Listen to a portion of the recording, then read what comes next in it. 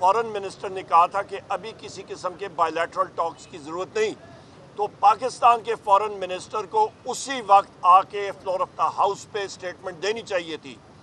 इन चीज़ों पे तो ख्वाजा आसिफ ने बात की नहीं, वो ऊट पटांग मार रहा है, उसकी गलती नहीं, वो बेचारा खिसक गया है, जहन उसका खिसक गया है और वो ऊट पटांग ज़्यादा मारता है, सेंस वो कम बोलता है और उसके अपने पार्टी वाले लोग भी उससे काफ़ी तंग हैं।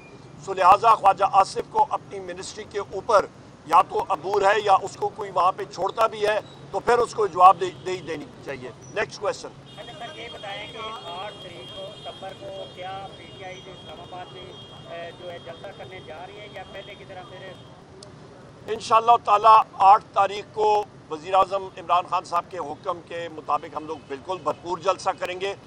22 तारीख को इसलिए मनसूख हुआ था क्योंकि ख़त्म नबूवत के हवाले से सुप्रीम कोर्ट में मुख्तलिफ मजहबी पार्टी आ रही थी वहाँ पे, और उसके साथ साथ सबसे अहम चीज़ ये थी कि वहाँ पे ख़त्म नबूवत पे समाअत हो रही थी, केस की समाअत हो रही थी। लिहाजा वज़ीर आज़म इमरान खान साहब आशिक़ रसूल हैं, वो मदीना मुनव्वरा जब जाती हैं तो नंगे पाँव जाते हैं।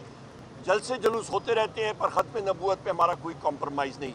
और कल ये भी मैंने कहा था कि 7 सितंबर को जॉइंट सिटिंग होना चाहिए पार्लियामेंट की, क्योंकि 50 साल होंगे कि कादियानियों को नॉन मुस्लिम डिक्लेयर किया था पाकिस्तान के आइन के मुताबिक, तो लिहाजा उस चीज़ का यहाँ पे जॉइंट सिटिंग ज़रूर होना चाहिए। वो एक लैंडमार्क आपका कॉन्स्टिट्यूशनल अमेंडमेंट थी।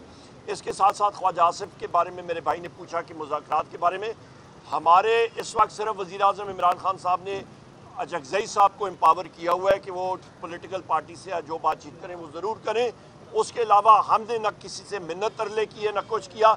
मिन्नत तरले की है तो ख्वाजा आसिफ ने की है, जब वो ब्रिगेडियर घुमन जो इस वक्त हमारे MNA भी हैं और एक ज़माने में सेक्टर कमांडर थे इस एरिया के, सियालकोट और इस रीजन के, वहाँ पे उनसे उन्होंने ज़रूर मिन्नत तरले करते थे वो, और रोते भी थे। और उसके साथ साथ मियाँ नवाज शरीफ के जो आपके प्लेटलेट्स जो गिरती थी तो वो इंटेलिजेंस एजेंसीज़ वो फैब्रिकेट करते थे, वो रिपोर्ट्स और गलत रिपोर्ट्स काबीना को पेश होती थी और उसके ज़रिए नवाज शरीफ यहाँ से मुल्क से बाहर गए और वहाँ पे जाके माशाल्लाह वो चलते फिरते रहे। तो लिहाजा वो और NRO लेने के लिए राना सना ने भी कहा था कि उन्होंने जनरल बाजवा के साथ मिल के वज़ीर आज़म इमरान खान साहब के ख़िलाफ़ वोट ऑफ नो कॉन्फिडेंस किया और एक चलती हुई मईशत को उन्होंने तबाह बर्बाद कर दिया और आज भी उसका खुमियाजा हम लोग भुगत रहे हैं। Next question. ये बताइएगा पीटीआई की आदत में मेरा नाम तारिक राना, मैं एशियन न्यूज़ से हूँ।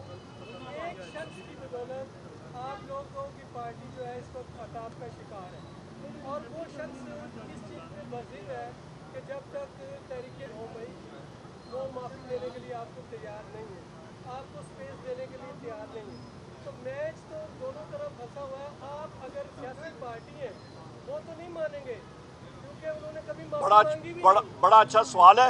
हम लोग मेरा पूरा सवाल सुनो, उन्होंने माफी मांगी भी नहीं कभी जिंदगी में। जब तभी माफी नहीं मांगी थी और भी बहुत सारे मामला हुए, उन्होंने माफी नहीं मांगी। कारगिल का मामला आया तभी माफी नहीं मांगी थी, अब भी वो माफी नहीं मांगेंगे।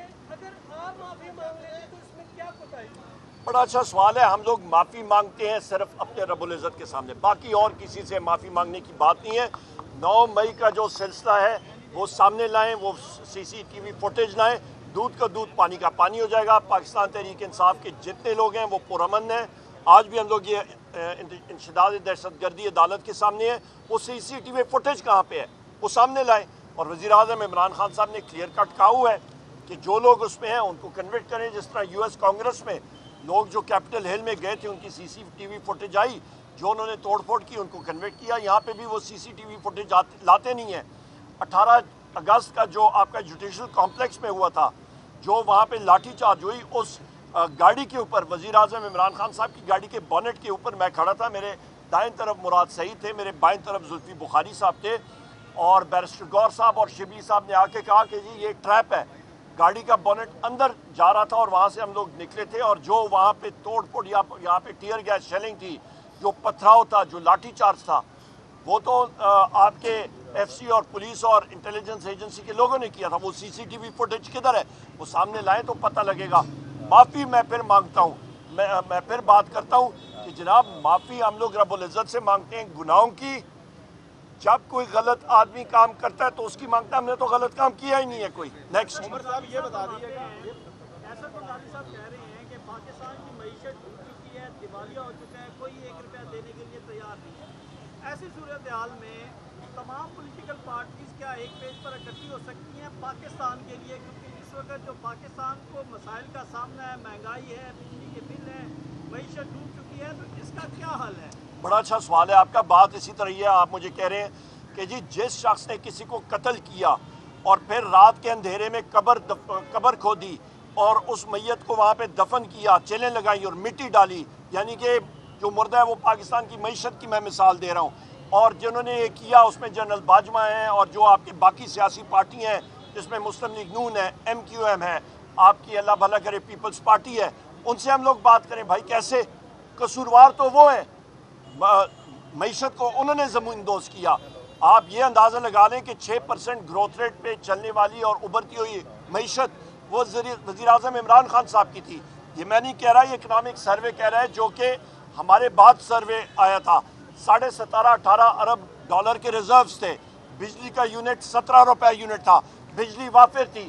لوڈ شیڈنگ 80% علاقوں میں ہوتی نہیں تھی. 20% جو تھی وہ ہائی لاس ایریاز میں تھی. تو لہٰذا ایک چلتی ہوئی معیشت کو انہوں نے تباہ و برباد کیا، اور اس وقت لوگ بیرون ملک سے آ کے پاکستانی ادھر بسر ہو رہے تھے. ابھی تو الٹا ہے، پاکستانی لوگ، پاکستانی ہمارے نوجوان وہ پاسپورٹ کے لیے لائن لگائی ہوئی ہیں اور ملک سے باہر جا رہے ہیں. بہت شکریہ.